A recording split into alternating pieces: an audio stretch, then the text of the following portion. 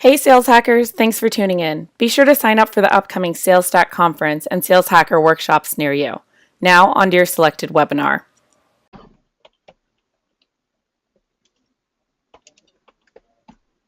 All right, so thanks for joining us today. We got, again, a great webinar for you on getting into the nitty-gritty of account-based selling. And it's really started to pick up lately as your teams get aligned and teams get more organized and technology comes out that helps you, in the marketing and sales side of the business that allows you to really develop an account-based selling model that's going to work for your team. And so we got a couple of the best minds in the business on this right now that are leading teams that are doing this really well, whether on the sales or the marketing side of the business. And obviously those two things have to be really well aligned for account-based selling to work for your company. So I'm going to let everybody introduce themselves. I'm Max Altschuler, CEO of Sales Hacker. Obviously you're here so you know who we are, but I'm going to let Jason kick it off, and then Tony, and then David and Don. Jason, tell us a little bit not only about yourself, but for some context, kind of who you're selling to, average deal size, and size of your sales team. And this way, the audience can get some context around the answers that you provide to more of the account-based selling questions that we'll get into in a little bit.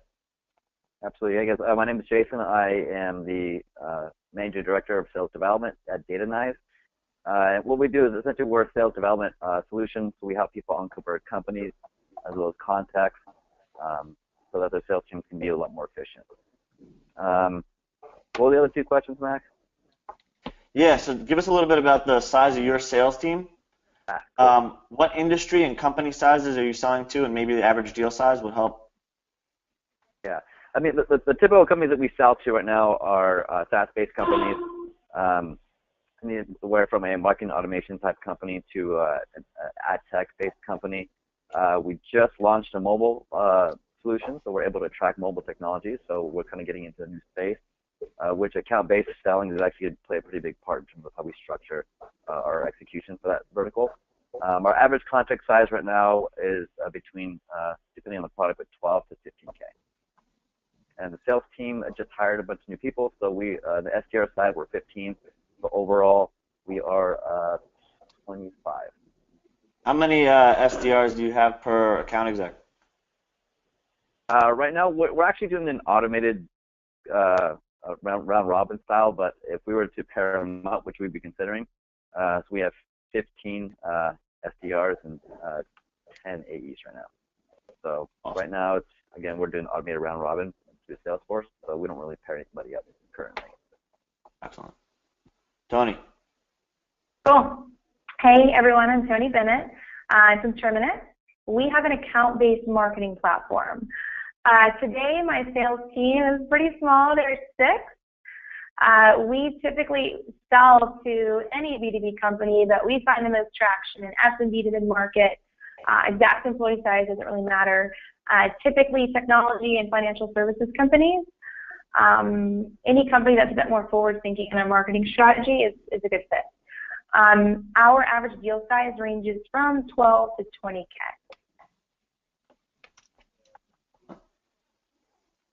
David. Okay. So David Belove with Nitro. We are a document productivity application, and we're the first and largest competitor to Adobe Acrobat in particular, with our Nitro Pro product.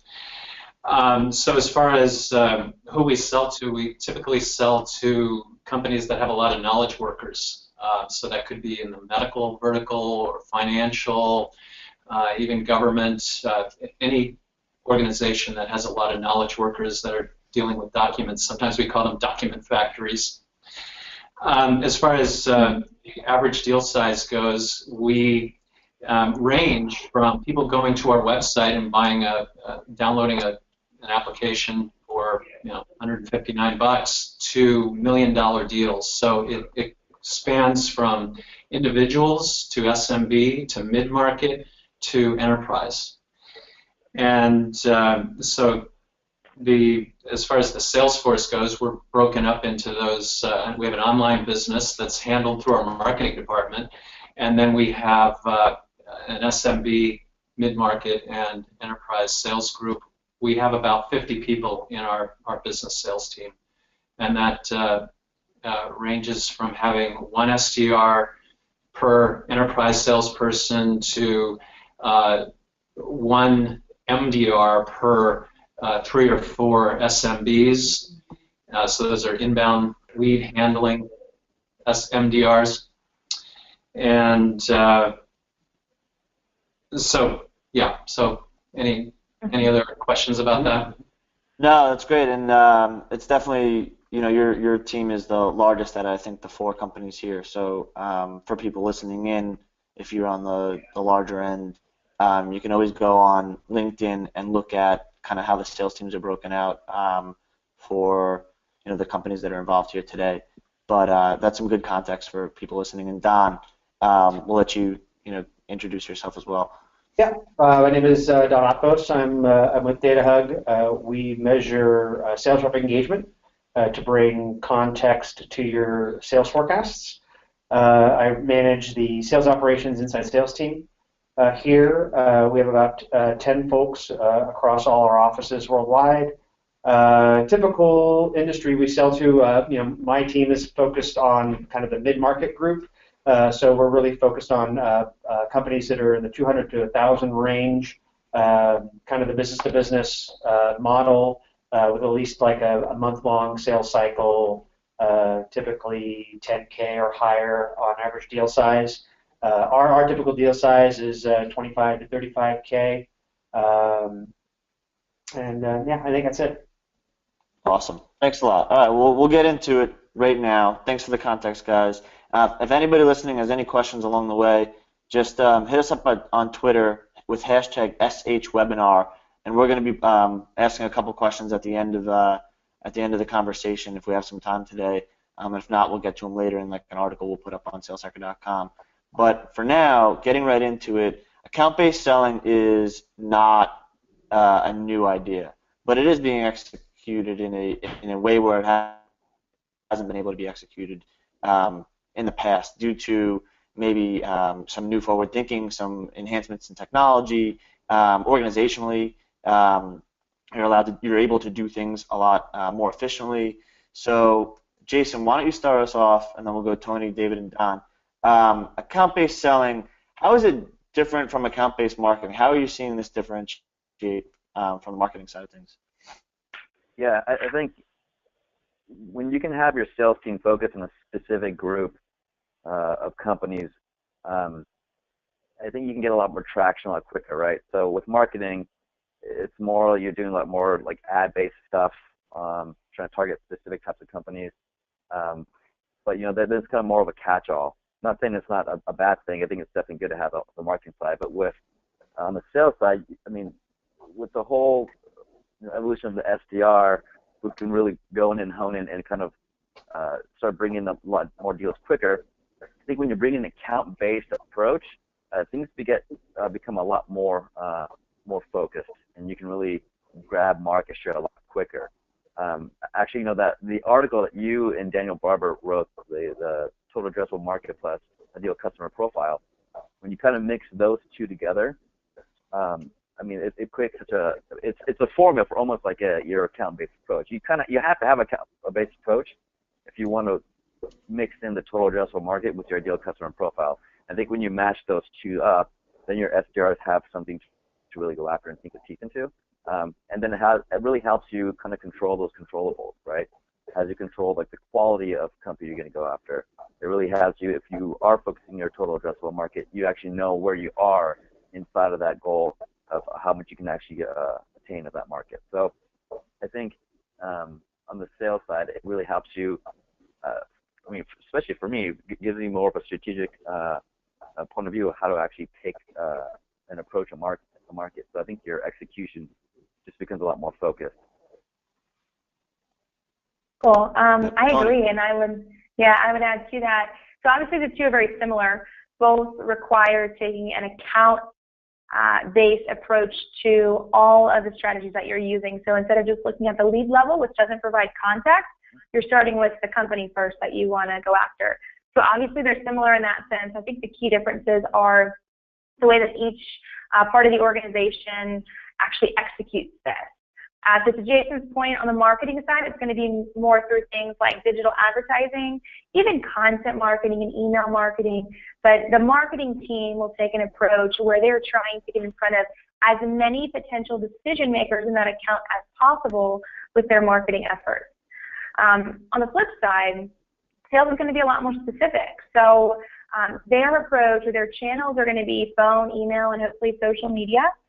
They're going to take a really aggressive approach when they're getting into an account, maybe starting with 1 or 2 contacts in the company, hitting them really hard with that message, and then maybe migrating to other key decision makers in the company to try to get a meeting. So I think both are really very similar and have the same goal in mind. It's just the 2 teams will use different channels to reach that same audience. Yeah, I think at the highest level, you have to make sure that both the sales team and the marketing team are aligned on kind of what you're targeting. I know when we've taken this approach, we always, sit down together to make sure that, you're looking at what exact industry you're going after, what size you're going after, and then from there, figuring out what that list of accounts looks like, so that both the marketing and the sales team are aligned on the names of the companies that you're really focusing on. I think that's an important piece. Yeah, I guess from our perspective, there's what we're learning is that it's very easy to skim. It's very easy to say, oh, we got this one lead from General Electric, and isn't that awesome? But in order to fully tap the potential of a large account takes a massive effort.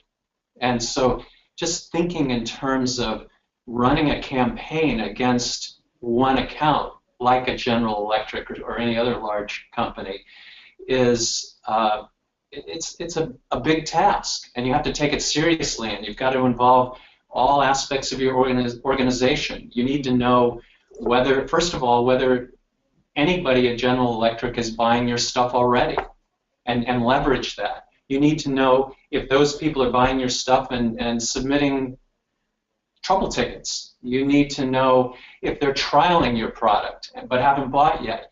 There's so many things that you can learn about a large account.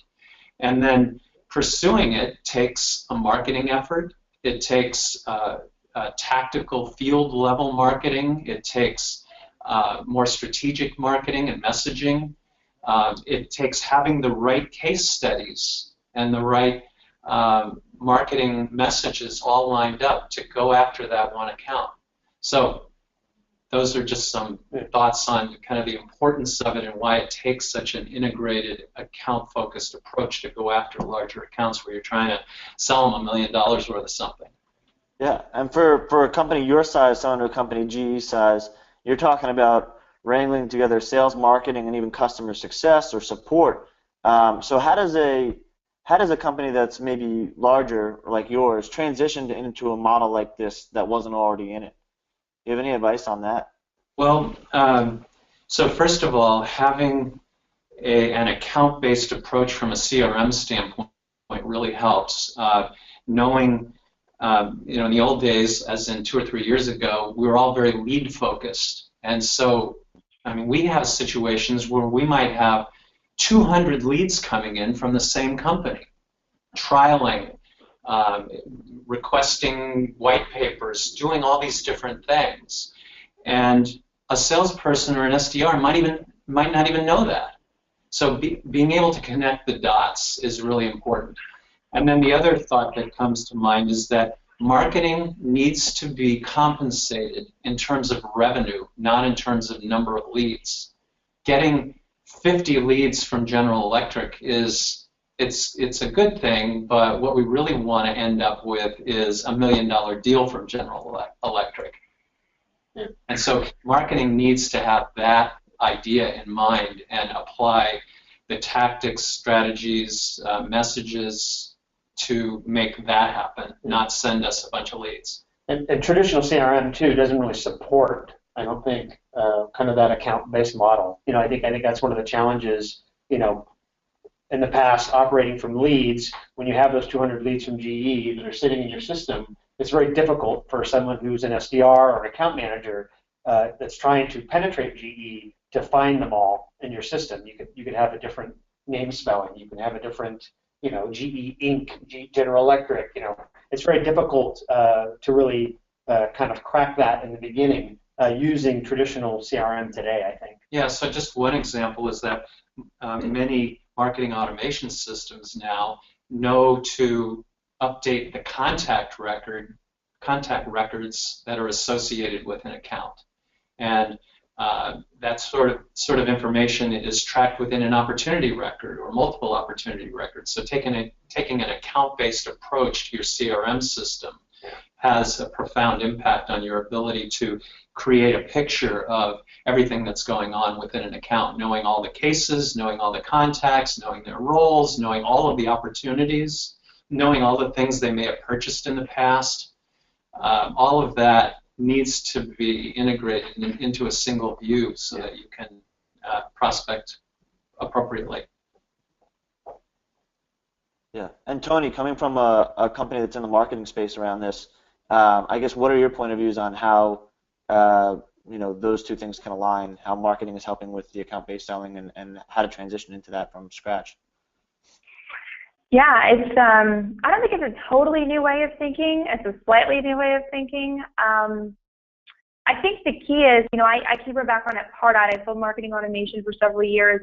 With the rise of all this great lead-based technology, it really tempted marketing teams, especially, but even sales teams and SDR teams to move towards focusing on leads. The lead could be from a terrible company or could not be a good fit, but hey, we got our lead number, right? And so I think now marketers and sales teams are really realizing the need to focus back on that account approach. And so I think it starts by sales and marketing coming to the table together and having a conversation. Obviously first, who do we target? What types of companies? When we come to an agreement on that, we have to sit down and figure out the best way for sales and marketing to continually communicate about who's going to be contacting which accounts on which channels.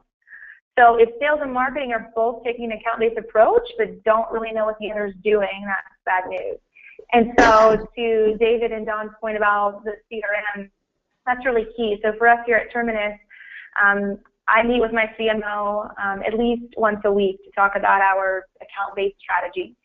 We make sure that our sales team is very diligent about marking things in Salesforce appropriately so that marketing knows who they are able to touch. So any accounts that are at a beginning level stage with our sales team, marketing will be running our own Terminus advertising campaigns to them, but will not be sending any email marketing messages. They're leaving that to sales. Once sales has gone through their touch points, if they're not able to get in touch with anyone, they'll change it to like a nurture status, and then marketing can begin to nurture them and send more emails and content. So really the key in moving to the strategy is, again, meeting together, talking about who are we trying to reach, how can we kind of divide up the work here and allow marketing and sales both to take ownership, and let's make sure we're planning ahead about who's going to contact which accounts, at what time, with what frequency. So it just takes a lot of planning. Jason, do you have anything to add? I think everyone touched pretty much on the basic, or the foundation of account-based selling and marketing. But again, it just really creates a lot of alignment between customer success, marketing, and sales. And I think you start having a team or a company that works a lot better together versus marketing doing their thing, sales doing their own thing, and customer success doing their own thing. So I think once you have an account-based approach, everything runs a lot smoother. Kind of like they mentioned, if you have downloads coming in from a company, because for us, we work with really large companies, and sometimes some departments don't even know that they're our customers. So on the customer success side, opportunities for upsell, it's just a really important thing to have an account-based approach, because then the customer success manager is aligned with the AE, and then they can work together to upsell that company. So yeah, that's probably the only thing I would like to add. But other than that, I think they covered it pretty well. Cool. Yeah, I have a couple of other things that I can add when you're ready, Max, about what we do to keep track of these accounts. Yeah, I'm definitely interested in understanding. So, and that kind of leads us into the next question here. What do you? So I'm guessing everybody here probably uses Salesforce, and it's really hard, obviously, to use another CRM that can kind of scale the way Salesforce can, especially with the amount of accounts that you're adding, even for a company like GE. So how are you keeping organized in your CRM? What does that look like? Obviously, you have to be insanely organized with your information to move into an account-based selling model. So what are you doing on the, I guess, organizational side and technological side to power this thing? Well, I mean, like, I can share some experience I had at a past company. I came from Yammer, and what we did at Yammer, we certainly treated anybody that came in as a user as a customer. So we always drove all of our accounts in Salesforce and tied them to the domain of the email that they were at. So that way we always had everybody that came in as even though they were a free user and we treated them as leads, we actually looked at it as an account. So anybody that was a lead in a database was truly someone that wasn't using our product at all. And I've kind of brought that at my successive companies of when we do create an account, you want to tie the people that are under that email domain to that account. And that's kind of the way to kind of kick it off is if you're doing account-based selling, that way if you don't look at leads, but rather treat an account and classify that account as a prospect, you can then associate all the leads you have in your system easier to that domain so that when you are looking at it holistically, you have a way to know everybody that's at the account, whether they're, and where they sit in your system under that account rather than leaving them orphaned as leads in your system. That makes it harder to find. Yeah. So we do the same thing. And, we might have hundreds of people trialing our product, buying our product as individuals, and getting them all consolidated under a single account is very, very important.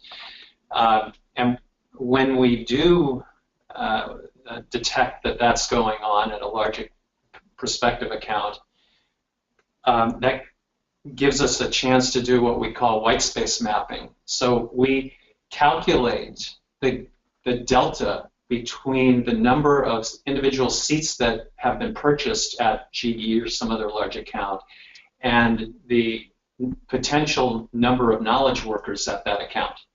So we call that the white space gap. And so, for example, if you have a 10,000 employee company that has purchased 10,000 seats, there's not much to be gained there. But if they've purchased 1,000 seats and there are 9,000 left, there's a big gap. So essentially we have reports that sort our accounts in order of that gap. And then the other maybe innovation that we've added over the last year is the ability to track the status of accounts, kind of like the way you would track the status of an opportunity. There are essentially stages going from newly assigned to researching to contacting to qualifying in an account.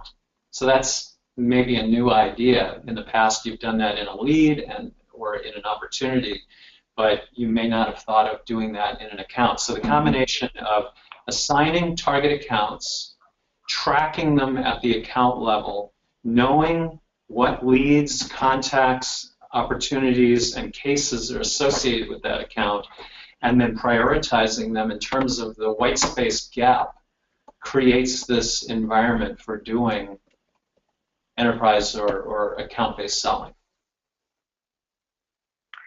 I love that, what David, technology do you especially use? Yeah. You hear me? I was going to say, especially David, the part of about its stages of account. Go ahead, Matt.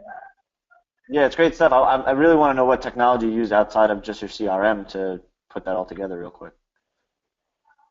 So we're doing the lead matching, and we're doing a lot of additional work to do an even better job of that.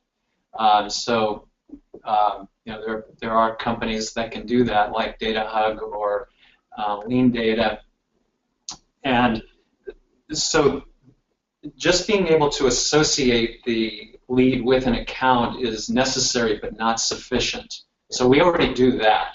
The important thing is being able to write back from the account information to the lead to know how important that individual lead is in terms of industry, in terms of account priority, etc. So that when it comes into an MDR, they know what to do with it. So writing from the lead to the account is good, but writing from the account information back to the lead is even better. Yeah, I think when I was at Yammer, we had a very low barrier to entry, and I think you do this in Nitro too, where it's like you don't want to have to burden people with having to fill out multiple checkboxes and fields when they submit for a trial or they submit to use your product. And so, the challenge from a sales operations perspective is now you just have an email, you have a domain, but you don't know anything else about the company. So, while you might know that GE.com is General Electric, there could be an enormous company in Australia that you may not recognize the domain, but it could be a great prospect for you if you were able to use tools that are out there. I used to use Inside View. I think Clearbit is another one where you can look at the domain and say, oh, okay, GE, they're based in Connecticut. They're this many employees. They're in this industry, and you get that profile information at the account level, so that when you're taking the account-based selling and the account-based marketing approach, you can now say, okay, I want to go after companies that are based in Connecticut, or I want to go after companies that are of this industry or of this size. So, from a sales operations perspective, we have to take all this information that we have at the lead level, where you may just have a name or a domain and nothing else, and be able to enrich it to enable us to take the approach of doing account-based marketing and account-based selling in a way that's going to be, provide results. Tonni, sorry to cut you off earlier. No worries. I just loved what David said about the stages of accounts. We do that with leads really well, but not so much with accounts. What we use at Terminus is Lean Data to organize our CRM. I know that you mentioned that, David. We use it heavily. It helps us not only to, when we get a new lead, to have it route immediately to the account that's already existing, but we can put all kinds of assignment rules and things in there. It also shows up on a lead, account, or contact record so that the sales team, the SDR team can all be in communication about who's already working an account. So for us, that's been really vital. In terms of technology, I'd also say Salesloft has been really great for us. We use Salesloft Prospector on the data intelligence side to help us find contacts. It pulls from LinkedIn, so it does a pretty good job of giving us a feel for company size as well as who the key players are in the company, and then it can push the data right to Salesforce, or then Lean Data takes it and routes it to the right place. So we have a pretty good setup there. And then in terms of contacting those accounts, we use Salesloft other products, Cadence, to help organize there. So we found that not only is it important to be organized in your CRM, but also in that outreach process. So we never want a scenario where two salespeople are both calling into the same company, or any kind of errors or mistakes calling into current accounts. So the Cadence tool has been really helpful for us as well to see not only what is already being worked, but in helping us to organize our outreach within those target accounts. The other thing that I'll just add to that was good, Tonni. Thanks for elaborating on the lead data piece of it too. Is that in the past, I would say that many organizations, even enterprise selling organizations, have been reactive in terms of identifying specific accounts to go after. I think the best way to do it these days is to populate your CRM with the 5,000 accounts that you want to go after and enrich them. And so you're starting from a base of essentially the complete population of potential accounts that you want to go after. And Then when leads come in, they're automatically associated. If you're essentially building your database on the fly, you can miss things. So starting with the accounts that you want to go after, I think is the right way to go. And Jason, you guys are highly technological over there. You got a lot of your own data. So how are you keeping organized? How are you assigning these accounts to reps even? I know you do a round robin. But what does that look like when they're working with an account already? Yeah. So yeah, anytime a lead comes in, we'll take that URL, right, and we'll append that URL with our data, and then we'll essentially just route that instead of Salesforce to who's already working it. So we get a lot of downloads from our browser extension or white papers, or whatever the trigger was. And then we're able to track that inside of Salesforce in terms of if we get a lot of people from like Citrix, for example, are downloading stuff, then we can say, cool, we have 50 people from Citrix who downloaded the Insider.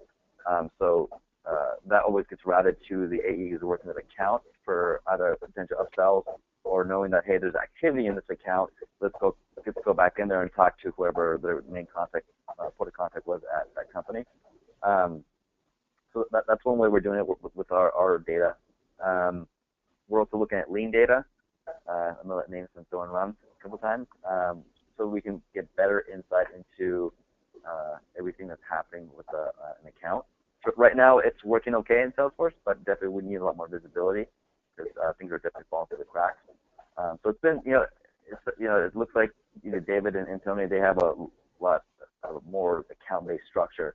And we're coming from an organization that was definitely lead-based, so we work a lot of leads, and so we've been transitioning to account-based, more of an account-based model. So, Dave, I'll definitely be calling you and picking your brain on how you guys make that transition. And you're one of the companies transitioning, yeah. So I mean, yeah. And that's great. That's great that you're in the middle of that. And I guess right now you have so you mentioned you have your account executives taking those leads that are coming through inbound that are already associated with an account. Yeah. So if they're already associated with the account, then that rep, that AE will take that. If it's one that the sales development team is targeting, typically it's who has the last touch on that account. And then as we kind of transition more into 100% account based, then obviously we'll just go to that sales development rep who's working on breaking into that account. Okay. And then go for it. Go for it. So the other thing that I was just going to throw in here, playing off of what Jason was saying about being sort of lead-centric, is that I think over the last 3 or 4 years, there's been a transition from MDRs in particular, but SDRs as well. And in other words, inbound versus outbound DRs, focusing on transferring opportunities, not leads. So what that means is that it's part of the MDR's responsibility and the SDR's responsibility to aggregate all of the leads and present the salesperson with one opportunity. So now we're thinking of the fact that GE has had 14 different people inquiring, trialing, downloading white papers, attending webinars, doing all these things as one opportunity, potentially. Or maybe it's 3, I mean, who knows, but we're creating one bucket of money from all of these different disparate activities or behaviors. And it's the SDR, MDR's responsibility to find those people in your system and associate them so that the account manager or the account rep doesn't have to do that work. Exactly. It's a major role and a great service, the concierge service provided by the XDR. Yeah. To take we're actually going through that process right now, but with a pretty big player in the market right now is that the SDR, it really is he's identifying every potential opportunity inside of that account. And to be honest, an account executive hasn't even been on any of the calls we've been on. And he's been on 3 calls already. You're really just uncovering, hear the key players, hear what the opportunities look like. And then again, an account executive hasn't even spoken to these people yet. he's been there sitting down and listening, so he can be involved with what kind of conversations are happening. But really is that SDR in there who's really taken the time to cultivate this lead and look for the opportunities inside of all those opportunities inside of that lead, because there's going to be 5 potential teams that we can talk with inside of that company. So yeah, to your point, that they definitely spot on. Yeah, I can add one more little bit of, if you got a minute, Max. Yeah, go for it. The other thing that we've really been working on, and I know Don has been working on this too, is the idea of having account-specific messaging.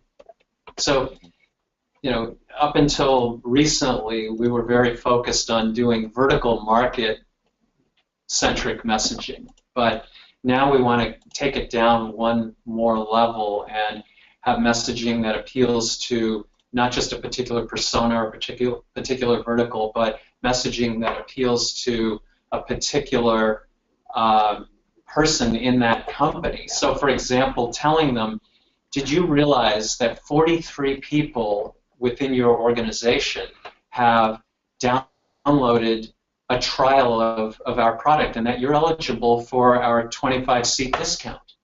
That's account-centric messaging.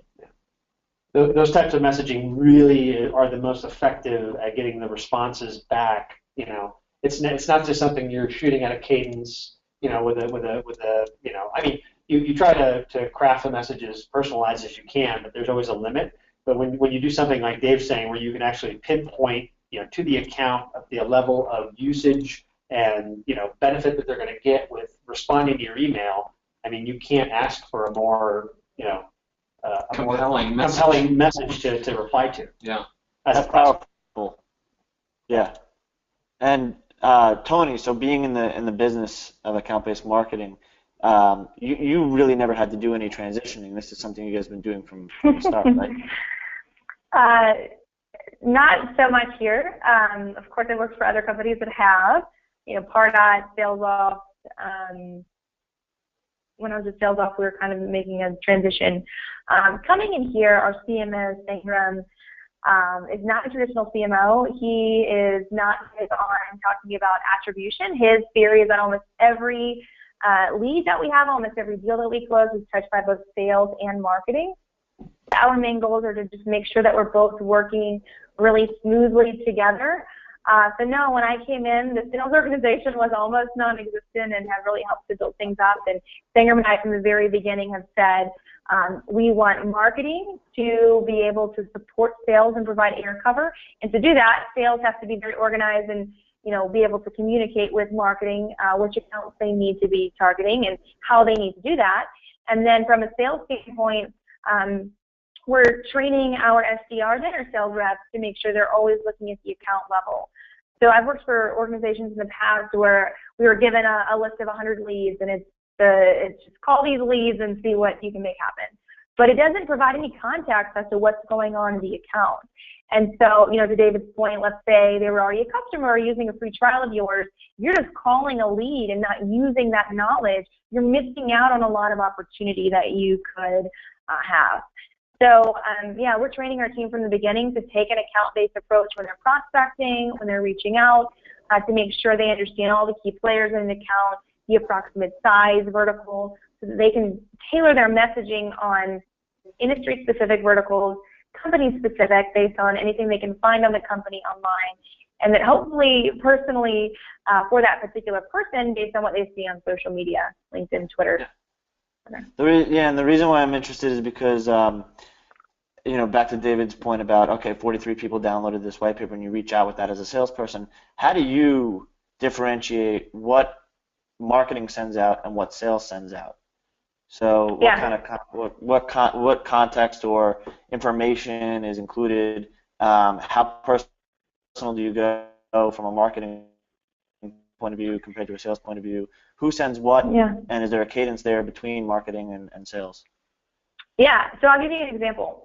At our Flip My Funnel conference we did a couple weeks back, we took this MarTech stack that Heinz Marketing has created, and Sanger kind of twisted it to make our own Flip My Funnel stack. And so it has about 800 tech companies, mostly marketing and sales technology companies, in this stack. And so what we've done is split up each of the sub-verticals. So within the Engage, there could be a group for video marketing companies, and there could be 40 of those companies. So the sales rep will make a cadence. They'll start by reaching out over social to try to make a personal connection. Then they'll start an email and phone call cadence and some other social touches mixed in. And the messaging will be something like, hey, we're currently working with X company in your vertical that does video marketing, and we thought that you may also have value, see value in this as well. Specifically, I saw on LinkedIn X, Y, and Z about you. So we take both the vertical that they're in and mention a customer that's similar. Also try to take a little bit of a personal approach and go through that process with them. Simultaneously, marketing is running digital ad campaigns tailored to all of the key decision makers in that account, not just the ones that sales are targeting. So marketing is helping to build consensus and brand awareness in the account, while sales is reaching out to one or two contacts. Then, once sales goes through that whole process, if they haven't got any touch points, after that point, they'll put them in what we call kind of sales nurture status, and then marketing will take over and start to create content and emails and things and be a little more heavy in their touch points. Sales is a lot more specific. Right now, from a marketing standpoint, I would say the messaging is a little bit personalized, but more so on an industry kind of level versus specific account level. But for us, we sell to a lot of SMB and mid-market companies, so it may not make sense. You know, if you're selling to a GE, you might want your message from marketing to be really specific to GE. But since we have hundreds of potential companies we would sell to, we can't get quite that specific. So again, marketing's message will be more based on industry or kind of job title in terms of their messaging. Cool. And Jason, how do you have this split up between your team right now? Because you guys, I mean, you're doing a considerable amount of outbound, probably eating your own dog food, right, or drinking your own champagne, or whatever expression you want to use. Champagne sounds more appetizing. Yeah. So we're actually, you know, with the launch of the new mobile product, we're actually, just like what Tonni said, her approach is very similar to what we're going to be implementing, where we have specific verticals inside the mobile tech space, and we're going to be targeting each of those verticals. And, you know, what we're going to leverage more of a competitive play, kind of like would you be interested to know who's using your competitor or who's dropped your competitor. So we're going to have that play. At the same time, marketing is going to hit those specific verticals with messaging. So again, going back to what Tonni was saying, you know, I know they use a very specific approach where it's like outbound is going to go after these companies with these titles, and then marketing is also going to do campaigns against those specific titles in those companies. So we're actually going to be doing a very similar approach with the mobile product we just launched. And I mean, just with the success we've seen doing that before with our technology plays, I think it's going to lend very well to mobile. And so we'll have a very similar approach that Tonni just outlined. Excited to see how the transition goes for you as you're in, yeah. you know. Yeah, me too. It's, you know, like you said, we're very outbound heavy. Yeah. And I would love to see a little more. I think the account-based approach is going to help us move up market. I think it's very important for companies to want to move up market and go after the big companies to really implement an account-based approach. I think it's going to be a lot less messy if you go that route versus just outbounding and trying to hit everybody, anyone without thinking about what is your approach and what's your objective. You'll have to keep us posted on the LinkedIn community and the Sales Hacker community on LinkedIn. Let us know how it goes. I'll do a little diary of sorts to kind of keep people afloat where we're bumping up against challenges. Perfect.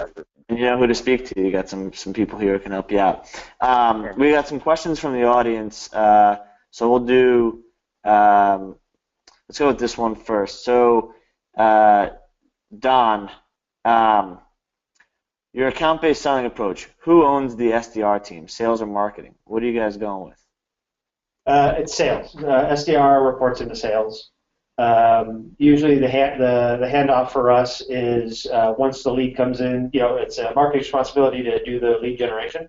Once the leads are in the system, it falls under the SDR team. SDR team is under sales. Okay. Tonni, you mentioned it takes a lot of planning, weekly meetings to make this effective. How much time is spent on planning versus executing on a weekly basis? And how? And I guess I'll add to that. How are you planning? Is that one-on-ones or what does that look like? Yeah, great question. It's funny, coming from other companies that did not take this approach, we probably spend more time on planning. But I think when we actually run the campaign, it's a lot quicker to get the campaign running, and they're a lot more effective. I wouldn't say it has to take tremendous time. My CMO and I meet for at least 30 minutes a week. Sometimes if we have a new campaign we're going to try, and we're practicing some new messaging and really thinking through, hey, let's try something new here, and it may be an hour, but usually 30 minutes to an hour a week. And making sure we're on the same page about the campaigns we're currently running, trying to come up with new ideas about how we can work together on new accounts, new verticals. Say my team says, hey, we really want to reach out to X vertical, then I can go during our weekly meeting and say, all right, we're going to start a campaign in a couple weeks to these types of companies. Can you help to provide some content that's more specific? So it's not intense planning, it's more just meeting to make sure that we're on the same page about what we're doing and strategizing together on how we want to reach certain types of companies. Excellent. And David, compensation model around account-based selling. What have you put together for a pretty large organization, and is it attached to an account-based selling model, or is it something different, something that's just completely segmented from that? So this is it's kind of a complicated subject, but the short answer is that we've broken up our SDR, XDRs, account managers, and account executives into pods. So they're broken into little teams. And so there's an SDR and an account manager that work for, essentially, on a dotted line, an account executive. And they're compensated on the success of the pod. So for a large account, we may be doing prospecting in a particular division. We may be doing renewals. The account manager might be doing renewals. The account manager needs to say, hey, this renewal, there's a lot of white space in this account, so I need to bring in an account executive, the account executive, to help me to move them from just renewing to renewing with an upsell. So the short answer, I guess, is that they're compensated on the success of the account, not on some individual transaction. Okay. Does that help? And that's the individual rep that's working that account, or the team of people that are working that account? All of them are incented to maximize the success of their pod and their accounts, the accounts that they're assigned. Very interesting. And then with the last question for you, Jason. So you're doing the transition right now. How long did it take for you to see early results, and I guess what prompted it? I think what prompted it was that Outbound team. So that's kind of funny. So what prompted it was my team. We're at the point where we have to produce so much net new. It feels like all the time. It's a lot of pressure, and we've been spending a lot of time building this pipeline. But then what happens is, if the AE team gets used to net new, that's all they want. So what we noticed is all the pipeline that we were building month over month, a lot of it was disappearing because it's like, account executive can only handle so many accounts, so can only think about it and be top of mind of a certain number of accounts. And so we started noticing that a lot of stuff was kind of just disappearing or in nurture, but there were solid accounts, so they were like perfect fits. So that's what initially prompted it for us, was that we wanted to be able to really make sure we're hitting those really key accounts, those perfect fits and wins, and that we weren't just letting them disappear. So that was kind of what kind of triggered it for us, is to make sure that we're always cultivating those perfect companies, that the ones that we really want to sell to. And you're seeing results early on? Yeah, I think. I think it's still early to say that we're seeing massive results, but I think for the ones that that we are focusing as an account-based approach. I think we're seeing some good traction. But I think it's still probably a little too early to be able to say, yeah, we're having this much success, it's amazing. I think organizationally wise, yeah, it's a big difference. Cool. Yeah. Well, thank you all for taking time and helping us out here and answering these questions and having this great conversation with us. So thanks to our panelists.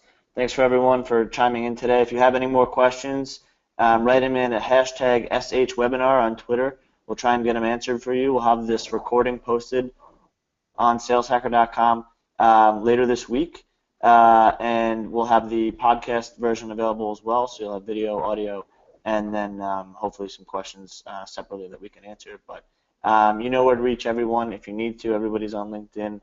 Thanks again for joining us, and thanks a lot, guys, for Thanks. staying on. Thanks. Thanks, Max. Take care.